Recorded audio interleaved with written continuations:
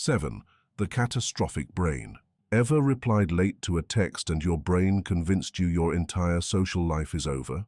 Or your boss looked slightly annoyed and your mind jumps straight to, I'm getting fired, I'll be homeless by Thursday and fighting raccoons for pizza crusts.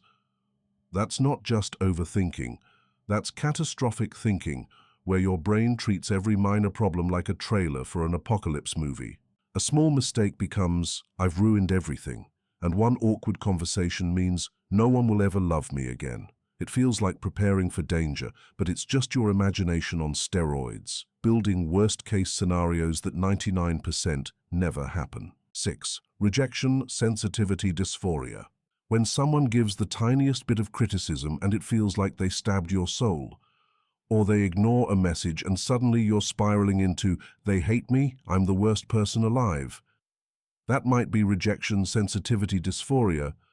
When your brain reacts to perceived rejection like it's a 5-alarm fire, it's not just taking things personally, it's like being emotionally skinned alive. Small things feel like massive attacks.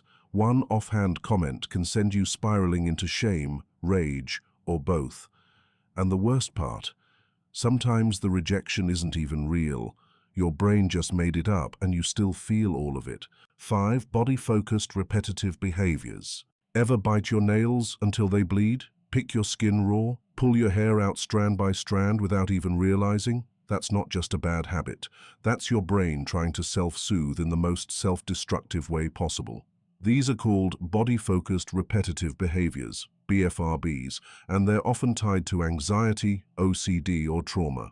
You do it to feel calm, but end up feeling worse. And the more you try to stop, the more the urge comes back, like a reflex. You're not doing it for attention. You're doing it because your brain decided this was how we survive stress, even if it hurts. 4. OCD Control Rituals. It's not about being neat or liking things a certain way. It's checking the door 3 times, because if you don't, something bad will happen. Washing your hands until they're raw, because your brain won't believe they're clean. Rereading a sentence over and over because it didn't feel right.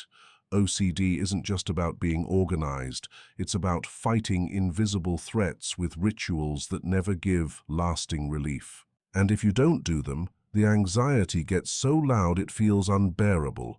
You know it doesn't make sense, but your brain made the rule, and now it feels like life or death to follow it. 3. Anhedonia. Remember when food tasted amazing? When music made you feel something? When seeing friends was fun? Now, nothing. That's anhedonia, when your brain turns off the pleasure switch. You don't even feel sad. You just feel nothing.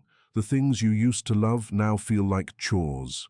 The hobbies, the people, even your favorite comfort foods, they're just there, like static, like your brain forgot how to feel joy.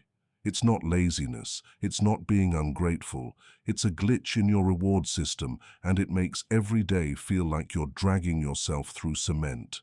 2. Reassurance seeking. You know that feeling where you have to ask someone, are we okay? Even though you asked 5 minutes ago, you're not looking for new information, you're trying to stop the panic. Reassurance seeking feels like survival. Did I upset you? Did I mess up? Are you mad at me? Even when people say, you're fine, your brain whispers, what if they're lying? You confess things no one asked about. Over-explain, over-apologize, because you're trying to escape that crushing feeling of uncertainty. It's not being dramatic, it's your brain begging to feel safe, again and again. 1. Decision paralysis. You ever stand in front of the fridge or scroll Netflix for 45 minutes unable to pick anything? That's not just indecisiveness, that's decision paralysis. Every option feels like a trap. What if you choose the wrong thing? What if you regret it? What if someone judges you for it? Even little choices feel huge, and big ones feel impossible. So you wait, you avoid, you freeze. Your brain wants the perfect choice, but the fear of making the wrong one means you make none. It's not laziness, it's the anxiety of living in a world where every decision feels like it might destroy you.